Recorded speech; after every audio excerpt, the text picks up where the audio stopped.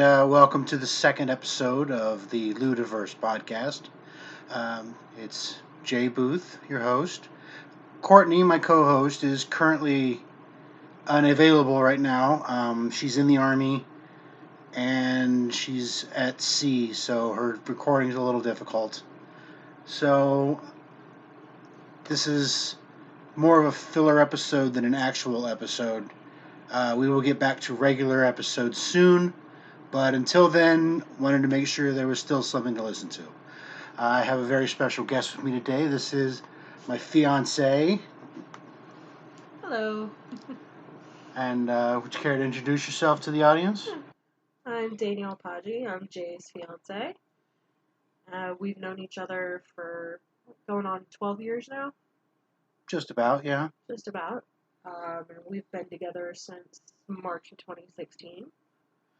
Okay, so what are your interests of like the kink and fetish community?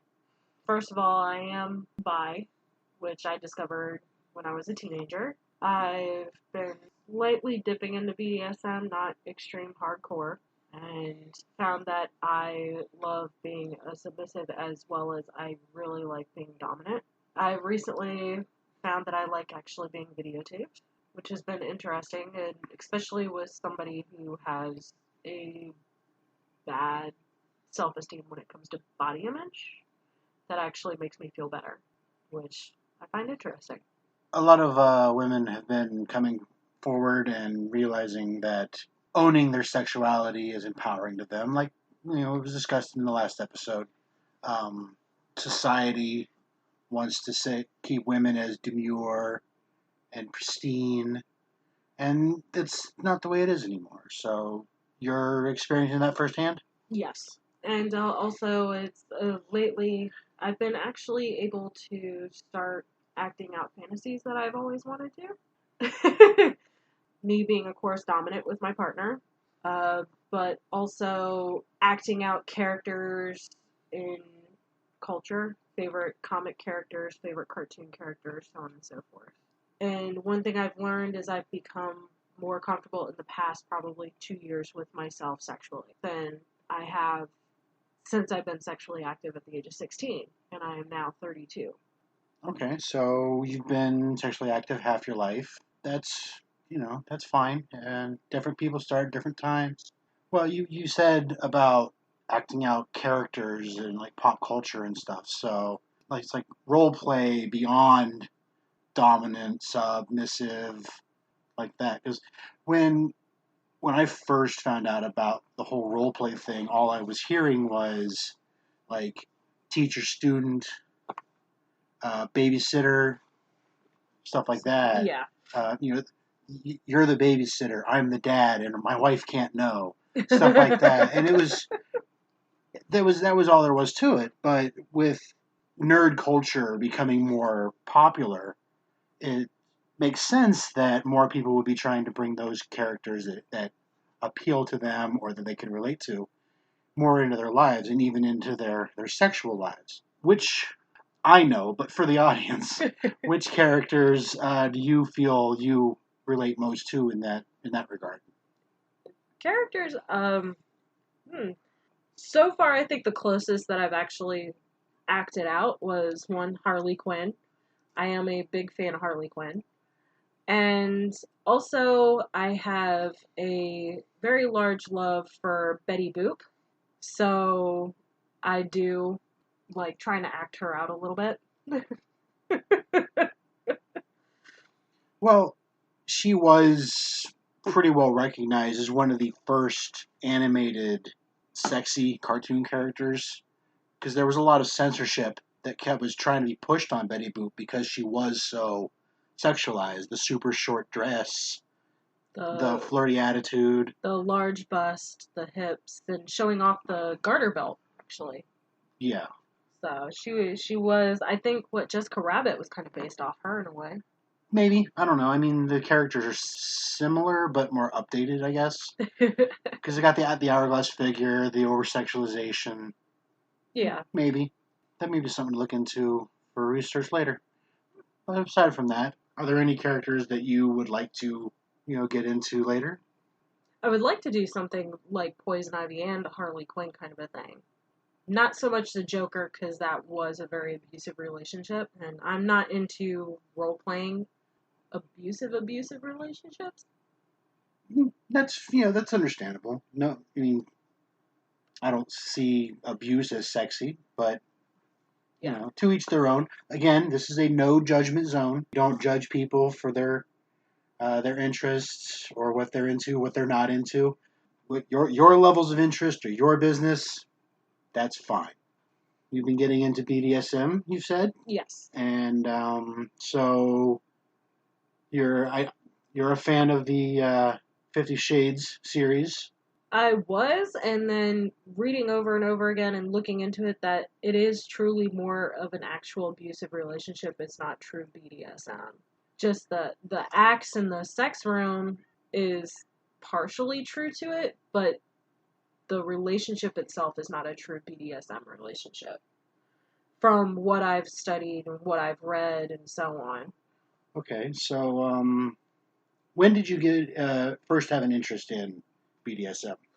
Actually, before the 50 Shades of Grey ever came out, more during, I'd say probably in my early 20s, I got interested, but past partner was not, due to the fact that it was, oh, you just want to act it out in the bedroom. If we're going to do this, I'd rather live the lifestyle. No, I'm a very independent person, outspoken person, and so on. And as I said, I flip. There are times I like to be submissive, there are times I like to be dominant. I couldn't see myself living a submissive, dominant lifestyle. I can do it in the room, just not daily life. That's not who I am. And that's what my partner at the time said. They would only agree to doing BDSM if it was the whole lifestyle and not just in the bedroom. Well, that's their choice, and Yes. it didn't mesh with you, and like actually, this was brought up last episode also. Different people are having issues meshing their sexual lifestyles and their choices because their partners are quite in line with them on that, which is their choice, fine. But if your partner's not into it, then it's going to make it harder for you to find out if you're actually into it or if it's just a passing interest. Yeah. And I know if you another kink I'm interested in that I tried in the past but would like to try again was, of course, anal sex, anal play. But I think I've kind of put that on hold. But I do have, the materials I need and everything. It's just I kind of been stagnant about it. So. Well, some people are into it, some people aren't. It's just different. Different people are built differently, and some people just their bodies aren't made to find that pleasurable. Yeah. And another thing is anytime in any sexual relationship, I think it's important for both sides to have a good level of trust as well as a level of communication, because trying anything new, you both need to be open to it, but you also need to be honest with each other and your bodies on that one. If you don't feel comfortable, you gotta say so. Oh yes, communication very important for relationships to start, and then if you have anything beyond that, communication all the way. Because Yes. if you're not 100% honest and open, then you're going to end up in getting into something you're not into, or it's going to go wrong, and you're going to decide you don't like it before you give it a real chance. Yes. Also, it would also just hurt the relationship in general, because if it ends up just being you're doing this for just one person and you're not happy and all, and every suggestion on what you would like done gets knocked down and all that, then it's not a good relationship. And big part I've learned over the years about my sexuality is I want it equal on both ends, is how I am. And that's in my opinion, that's how it should be. All a relationship should be equal. There are those who, have relationships where one side has more say in what goes on than the other. Mm-hmm. That's their thing. I don't particularly prescribe to that. You don't prescribe to that, as you've said. But it's just, it all keeps coming back to everyone is different, and that's okay. But okay, you mentioned you enjoy being videotaped, recorded Yes. in sexual situations. Yes. Is this, you said this was a recent thing. Yes. Is this something that has ever appealed to you before you actually got into it? Is it something you thought about? Many, many years ago, with a past partner, we tried to do a video during college, and funny part was I kind of had to spoke up and kind of said, I gotta pee, and that kind of ruined the mood, but also the fact I was extremely self-conscious about my body, and I still am in some ways. I am not a toothpick. I'm not the size of porn girls are, you know. I do have hips. I have thighs. I have big boobs that aren't fake. And jelly rolls. And I'm extremely self-conscious. I've been self-conscious of my body since I was 11.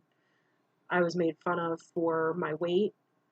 Um, so being videotaped, yeah, I get extremely self-conscious to where I can't relax, but recently I've been able to actually start relaxing, which makes me extremely proud on that one. But it's taken so long to do that, but I think it helps when you have a partner that supports you and makes you feel appreciated and loved and respected. And it's helped me quite a bit, actually.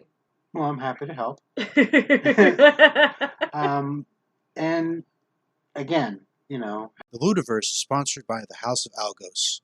Go to gumroad.com/House of Algos for a wide number of recorded classes on BDSM topics, including mindfucking, negotiation, knife play, fire play, flogging, whips, developing your dom or sub side, finding play partners, and much more. And use discount code COMMUNICATE, COMMUNICATE, for 10% off of any purchase. That's House of Algos, HOUSEOFALGOS. Having the support of a partner is a recurring point. It just keeps coming up. I think it's probably going to get to the point where everyone's going to be tired of hearing me say it.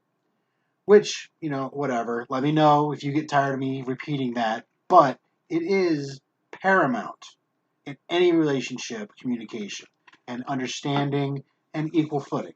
Even if you're in a relationship where one person actually has more power in the relationship, there's still a level of equality, or then it just becomes like a home dictatorship.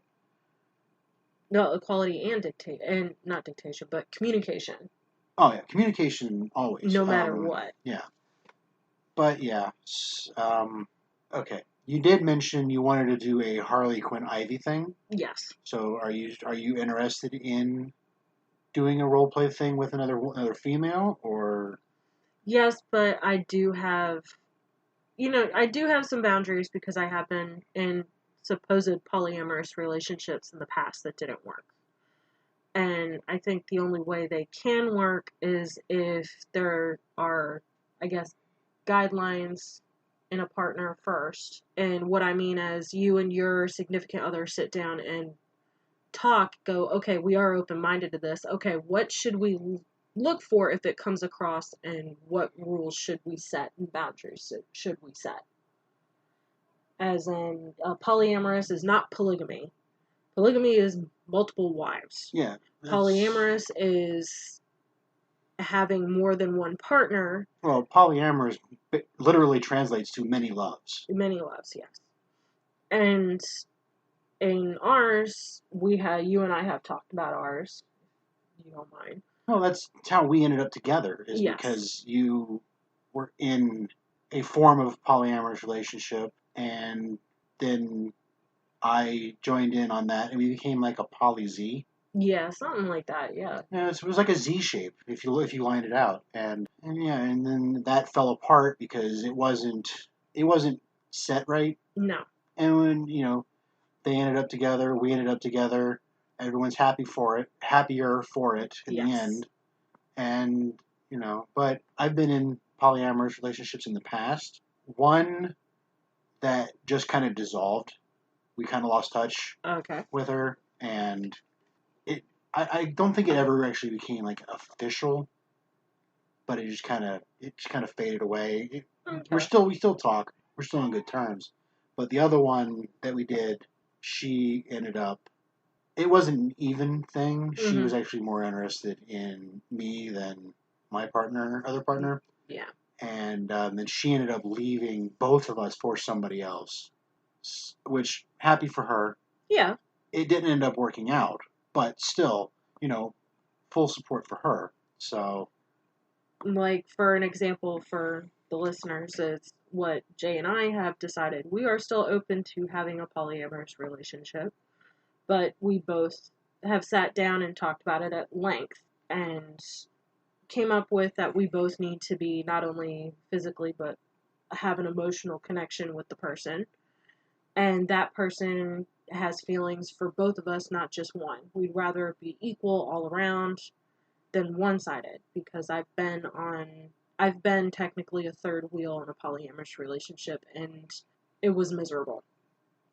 I got really no benefits of being in a polyamorous relationship, and I was more miserable than I was happy. I felt like a being on the back burner, being a third wheel, only there for having money. And that was it. So, with us having talked about Jay and I talking over and over through the years, we do want to have a polyamorous relationship. Maybe just not immediately, but in the future we're open to it. And it almost sounds like you're putting out a personals ad right no, now. I'm not trying to put out a personals ad. Calm down, I'm teasing. I know you are. I know. But anyway. All right, hey, we have fun here. So, are there any other kinks or fetishes or anything that you've heard about that you would like to know more about? Oh, jeez. Like, my mind just drew a blank on me. Ooh, I hate that. I can't think of anything at the moment. That's the worst part. That's fine, So, I mean, shibari, Shibari. the decorative Yes. knot tying bondage. Yes. That I am actually interested in. I know you have a thing for knife play. Yes. Yes, I do. I found that actually has turned me on quite a bit. Cold steel. Are there any that you absolutely will not participate in? uh, I will not. No, I will not involve needles.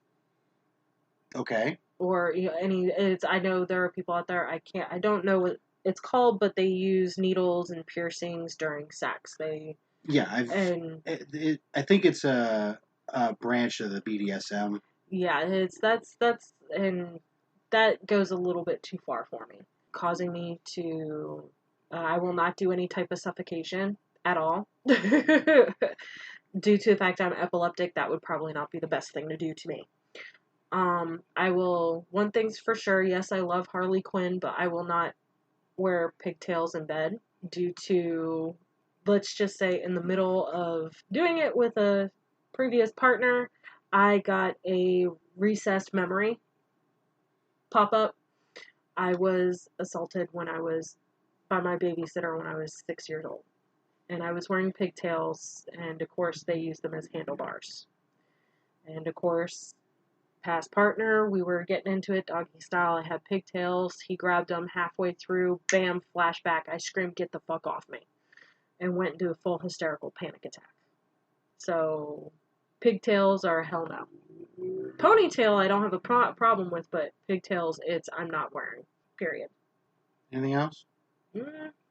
I imagine that the whole anything to do with like pee and Oh God, feces yeah, and play no, and all oh that. hell no. Yeah. Bodily fluids, no. Cutting me, no.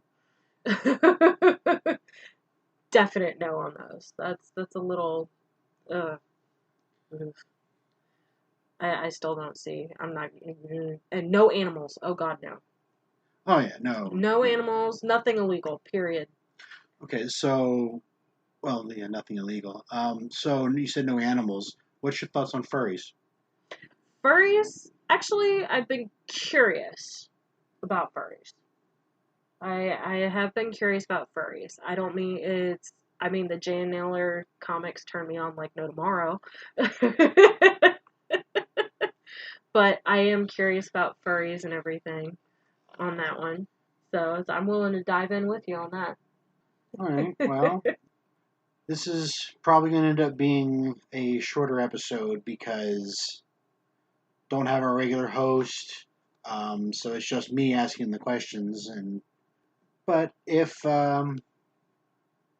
anybody has any other questions that they'd like to ask or comments, our Twitter will be posted at the end, and you can feel free to let me know. And she lives with me, so I'll be able to have her back on another time. So I think that'll be about all for tonight, unless you have anything else. The only thing I will say is just with who your partner is or how many partners you have, trust each other and communicate. And it's not just about pleasing one. Please each other, respect each other's boundaries, and just enjoy yourself too.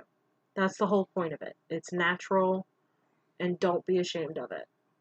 Compared to what some of society puts out there, you shouldn't be ashamed of having sex. It's a human natural part of our bodies. So, but I think I'll end on that. All right. Well, thank you for listening, and we will talk to you next time. Thank you for listening to the Ludiverse podcast. You can send comments and questions to us on Twitter at LudiverseP. If you like the show, please leave us a rating and review on your podcast app of choice. Thank you for listening to Ludiverse. If you have any questions or comments, contact us on Twitter or Facebook. Just search for the Ludiverse. Remember to rate and review wherever you listen. If you want to help support the show, please consider donating to our Patreon.